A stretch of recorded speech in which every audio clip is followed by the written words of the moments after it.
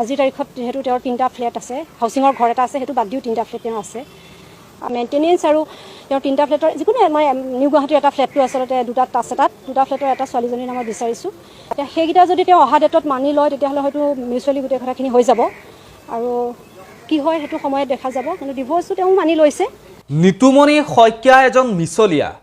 নিতুমণি শইকীয়াৰ পত্নীৰ মুখৰ পৰা নিতুমণি শইকীয়াৰ মুখাখন খোল খালে।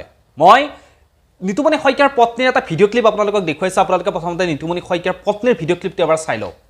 আজিৰ তাৰিখত যেহেতু তেওঁৰ 3টা ফ্লেট আছে, হাউচিঙৰ ঘৰ এটা আছে, সেইটো বাদ দিও 3টা ফ্লেট তেওঁ আছে। মেইনটেনেন্স আৰু তেওঁৰ 3টা ফ্লেটৰ যিকোনো মই নিউ গুৱাহাটীৰ এটা ফ্লেটটো আচলতে 2টা টাচ আছে, তাত 2টা ফ্লেটৰ এটা ছোৱালীজনীৰ নামত বিচাৰিছোঁ।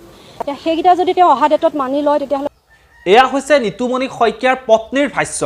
আৰু যে নিতুমণি শইকীয়াই কৈছিল আজিৰ পৰা দুদিন আগত যেতিয়া হাউচিং বৰ্ডৰ পৰা নিতুমণি শইকীয়াৰ যি ঘৰ সেই ঘৰ খালী কৰিবৰ কাৰণে এখন নটিচ পঠোৱা হৈছিল আৰু নিতুমণি শইকীয়াই কৈছিল যে এক প্ৰকাৰ চৰকাৰী আক্ৰোশৰ বলি হৈছে, চৰকাৰ আক্ৰোশৰ বলি হৈছে নিতুমণি শইকীয়া। এনেদৰে নিতুমণি শইকীয়াই কৈছিল হাউচিং বৰ্ডৰ ফালৰ পৰা নটিচ পঠোৱা হৈছিল নিতুমণি শইকীয়াৰ সেই ঘৰটো খালী কৰিবৰ কাৰণে। আৰু তেতিয়া নিতুমণি শইকীয়াই কৈছিল যে আগতে যেতিয়াই ৰেনু কৰিব লগা হৈছিল আজিৰ পৰা 6 মাহ আগত, তেতিয়াই নিতুমণি শইকীয়াই তাতে লিখি দিছিল যে নিতুমণি শইকীয়াৰ কোনো ঘৰ নাই আৰু এটা বনাই থকা ফ্লেট এটা আছে।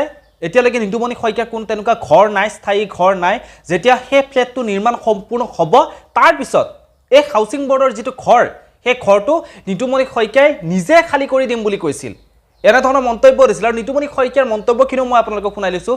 নিতুমণি শইকীয়াৰ মন্তব্যখিনিও আপোনালোকে এবাৰ শুনক। চুবুটি মাৰিছিল সেই সময়ত যেতিয়া আমি তেওঁ বাতৰি কৰিছিলোঁ, তাৰ ঠিক কেইদিনমানৰ পিছতেই হাউচিং বৰ্ডৰ ফালৰ পৰা মোলৈ আৰু এখন নটিচ আহিছিল যে মই সঁচাকৈ ঘৰটোত থাকোঁ নে নাথাকোঁ, মোৰ লগত কোন থাকে, মই ঘৰটো ভাড়া দিছোঁ নেকি, মোৰ ক'ৰবাত ঘৰ মাটি আছে নেকি, তেওঁলোকে এখন মোলৈ নটিচ পঠিয়াইছিল।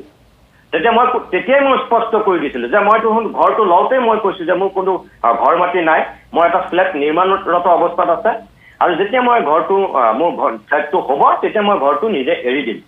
সেই কথাটোত তেওঁলোক সন্তুষ্ট নহৈ মোক আকৌ নটিচ দিলে। তাৰপিছত তেওঁলোকে মোক কোৰ্ট এফিডেভিট বিচাৰিলে। মই সাধাৰণভাৱে লিখি দিয়াটো তেওঁলোকে বিশ্বাস নকৰি মোক কোৰ্ট এফিডেভিট বিচাৰিলে। মই কোৰ্ট এফিডেভিট দিলোঁ। তেতিয়া অধিবক্তাই লিখি দিলে মোক আৰু মই সেই কোৰ্ট এফিডেভিট মই তেওঁলোকক হাউচিং। এয়াই হৈছে নিতুমণি শইকীয়াৰ ভাষ্য। আৰু নিতুমণি শইকীয়াৰ যি পত্নী সেই পত্নীৰ লগত যিহেতু এক সংঘৰ্ষ হৈছিল, আজিৰ পৰা কিমান তেওঁলোকৰ ডিভোৰ্চ হৈছে সেই কথা আপোনালোকে সকলোৱে গম পায়। সেই কথা সামাজিক মাধ্যমত ভাইৰেল হৈ পৰিছিল।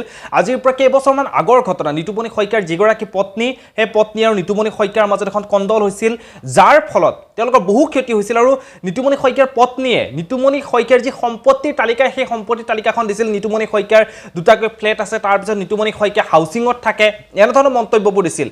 আৰু নিতুমণি শইকীয়াৰ পত্নীয়ে যি অধিকাৰ সেই অধিকাৰ বিচাৰিছিল। আৰু এতিয়া নিতুমণি শইকীয়াই কৈছে নিতুমণি শইকীয়াৰ কোনো ফ্লেট নাই, নিতুমণি শইকীয়াৰ কোনো ঘৰ নাই, নিতুমণি শইকীয়া এটা বট্টালিকা বনাই থকা হৈছে। বৰ্তমানে সময়খিনি যেতিয়া বনোৱা সম্পূৰ্ণ হ'ব তাৰ পিছতেই নিতুমণি শইকীয়া সেই বিল্ডিংটোলৈ গুচি যাব আৰু তেতিয়ালৈকে তেওঁ হাউচিং বৰ্ডত থাকিব। হাউচিং বৰ্ডৰ যি ৰুম সেই ৰুমত তেওঁ থাকিব বুলি নিতুমণি শইকীয়াই কৈছিল। এতিয়া আচলতে কাৰ কথাখিনি সত্য? নিতুমণি শইকীয়াই যিখিনি কথা কৈছে সেই কথাখিনি সত্য নে আজিৰ পৰা বহুদিন আগত নিতুমণি শইকীয়াৰ পত্নীয়ে যিখিনি কথা কৈ থৈ গৈছে? নিতুমণি শইকীয়াৰ পত্নী যেতিয়া তেওঁলোকে ডিভোৰ্চ হৈছিল সেই সময়খিনিতে যিখিনি কথা কৈ থৈ গ'ল যে নিতুমণি শইকীয়াৰ সম্পত্তিৰ যিখন তালিকা, তেওঁলোকৰ যি 2টাকৈ অট্টালিকা আছে, তাৰপিছত নিতুমণি শইকীয়া হাউচিং বৰ্ডৰ ঘৰত থাকে, যি কথাখিনি কৈ গ'ল সেই কথাখিনি সঁচা নে নিতুমণি শইকীয়াই এখন মুখা পিন্ধি আছে বৰ্তমান এই সময়খিনিত? জানিব কিন্তু মানে কথাখিনি গম পোৱাৰ পিছত নিতুমণি শইকীয়াৰ পত্নীৰ এই ভিডিঅ'টো আজি খুচৰি থাকোঁতে হঠাৎ পালোঁ। এই ভিডিঅ'টো পোৱাৰ পিছত আচলতে ভাবিবলৈ বাধ্য হৈ পৰিছোঁ, আচলতে প্ৰকৃততে কোন সঁচা কোন মিছা? নিতুমণি শইকীয়াই কোৱা কথাখিনি সঁচা নে নিতুমণি শইকীয়াৰ পত্নীয়ে যিখিনি কথা কৈ আছে সেই কথাখিনি সঁচা? নিতুমণি শইকীয়াই যিহেতু চৰকাৰক সমালোচনা কৰে, চৰকাৰ দুখবোৰ সমালোচনা কৰে, সেইবাবেই নিতুমণি শইকীয়াই চৰকাৰৰ আক্ৰোশৰ বলি হৈছিল বুলি এক প্ৰকাৰ ময়ো ভাবিছিলোঁ। কিন্তু আজিৰ নিতুমণি শইকীয়াৰ পত্নীৰ এই ভিডিঅ'টো পোৱাৰ পিছত অলপমান কিন্তু চিন্তা কৰিব লগা হৈ পৰিছে। বৰ্তমান এই সময়খিনিত ময়ো চিন্তাত পৰিছোঁ। এইটো বিষয়ত আপোনালোকে কি ভাবে? আপোনালোকৰ মতামতখিনি তলৰ কমেণ্ট বক্সত কমেণ্ট কৰি জনাবলৈ একেবাৰে নাপাহৰিব। পুনৰ লগ পাম এনেধৰণৰ কিছু নতুন খবৰে। ধন্যবাদ।